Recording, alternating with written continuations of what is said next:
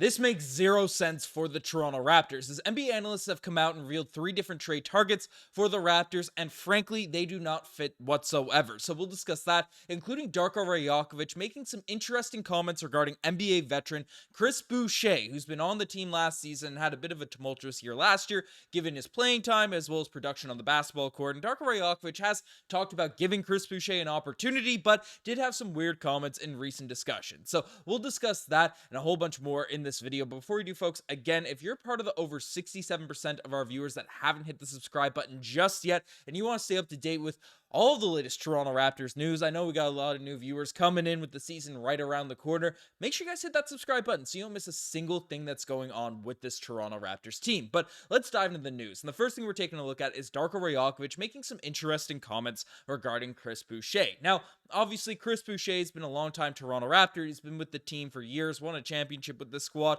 and frankly worked his way up to getting a pretty significant contract, a significant role, and established himself as a very solid NBA veteran. However, last season that felt like it was all taken away. He played his way out of the rotation, didn't get a ton of opportunities to insert himself back into those lineups. And Darko has made some comments about, hey, this year Chris Boucher is different. He's buying into everything that's going on. But recently in a post or practice, preseason, whatever we're calling this here now at this point, presser, Darko Rajakovic had some interesting comments on how his relationship is going with Chris Boucher. Essentially saying, I'm literally treating him the same way as I treat the rookies. We have a really good relationship. He's allowing me to coach him, which I really appreciate. And this is all kind of in the comments. This is the quote that's really getting taken away and talked about by Raptors fans, people around the team and things like that. But essentially, Chris Boucher didn't have the biggest opportunity last year. And the biggest reason because of it is because the Raptors have moved into a direction under Darko Rajakovic sort of guidance to really have a pass-first team, a facilitating sort of roster. And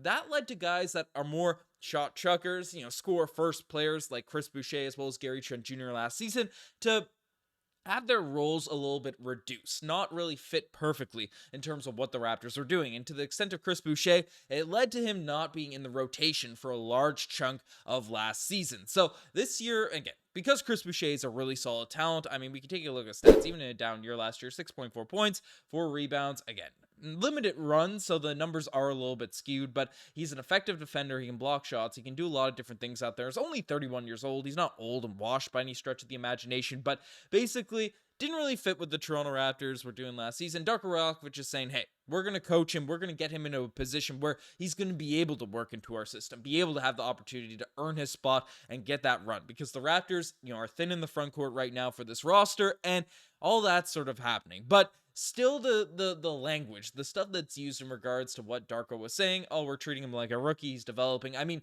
Chris Boucher is not changing himself as a player to a great extent at 32 years old. He's going to be, that shot chucking kind of, 3-point shooting. Chucking is a negative connotation, but sometimes you need it on certain rosters and certain players given that ability. And Chris Boucher is going to be the player that he is. He's an effective defender. He blocks shots. It's like that sort of power forward helper that comes over and swats things over on that front. He knocks down threes. I mean, Chris Boucher is coveted to be treated like a rookie. It's something that without the context of the situation, could easily get run with as a headline. Oh, they're Darko Rajakovic disrespecting one of his NBA veterans or things like that. I don't think that's the case, but it's still fairly interesting to see the comments and the relationship between Darko and Chris Boucher evolve. They both seem to be very positive, very high on each other entering the season, but obviously once the actual season comes around and real playing time, real minutes are being distributed, if Chris Boucher is not getting that run, we'll see how this relationship ends up holding and this dynamic continues to happen. But let's dive into the next topic discussion, as there's 3 trade targets revealed for the Toronto Raptors, and frankly,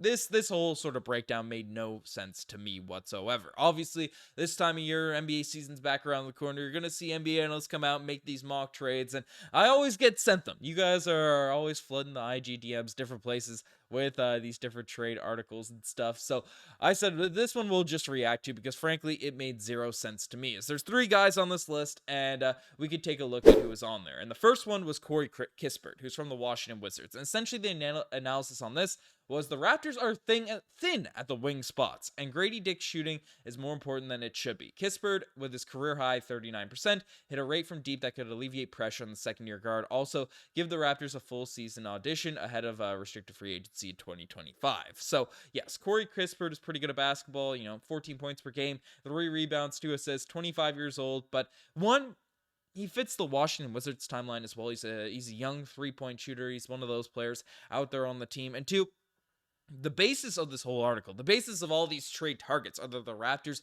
are thin out there at the wing position, when literally it is the one area on this roster that we are maybe not necessarily loaded at, but have a lot of guys that are going to be demanding rotation minutes. I mean, Darko Rajakovic right now has to decide between, out there on the wings, RJ Barrett, because obviously at the point guard position, we have Davion Mitchell, we have IQ, we have Jamal Shed. That's its own whole race there at this point, in terms of especially Davion Mitchell and Jamal Shed, who's going to be at the leading the way for the backup point guard spot. IQ is obviously going to be the starter, but at the wings, we have RJ Barrett, we have Gradey Dick, we have Jakob Poeltl when he returns from injury, we have Bruce Brown, we have Roden, who we just picked up out there over the course of this off season. I mean, we have Battle, we have Jamias Ramsey out there at this point. I mean, not the craziest stuff. We have Ochai Agbaji. We have a lot of dudes out there at that 2-3 position, and even DJ Carton, whether he's playing point or the wing, there's a lot of guys that are going to be vying for minutes, trying to get some opportunities, and frankly, Corey Kispert, while he's a nice three-point shooter, will probably command too much of an asking price in regards to what the Toronto Raptors would want to sort of make a deal happen out there on that front, and frankly, we just have too many guys at that wing position. So that kind of gives away my stance on what a lot of the rest of this article says, because Duncan Robinson was the next guy on this list, and frankly, he knocks down threes, but he's making $20 million per year, and Steph Curry's the only three-point shooter better. I'm not going to read this whole article. We know what Duncan Robinson is, the basketball player, 13 points per game, 3 rebounds, 3 assists, shot 42% on corner threes, 40% on three-point percentage overall, takes mostly threes, all that type of stuff. We know the type of player that Duncan Robinson is, but again, he's an expensive guy. Masai Ujiri's raved about flexibility and trying to sort of open up this roster so he has options to make moves to make things happen. There'd be no sense. There'd be no reason for the Toronto Raptors to give up the star boy Gary Trent Jr. last season on a minimum contract, right? And then bring in a Duncan Robinson at $20 million per year. It makes absolutely zero sense. Essentially, in that article, they were pitching a Jakob Poeltl for Duncan Robinson trade. I mean, the Raptors are not thin at the front line. We are thin in our front court. So trading for Duncan Robinson at that expensive price, no matter how good of a shooter he is, and yes, the Raptors do need shooting, but doesn't make any sense for this team whatsoever here now at this point. And the final name on this list is Lonzo Ball, who is apparently returning to action this year. Again, is an expensive guard, and they're saying a 1-for-1 swap for Bruce Brown and Lonzo Ball. I mean, again, for the memes, for the culture, the first video on this channel, actual video, was a Lonzo Ball to the Raptors trade meme video, back in the day. So for the culture, for the full circle moment, I wouldn't mind Lonzo Ball ever suiting up in a Toronto Raptors uniform. But again, another move that doesn't make sense when you have Immanuel Quickley, you have Davion Mitchell, you have Jamal Shed,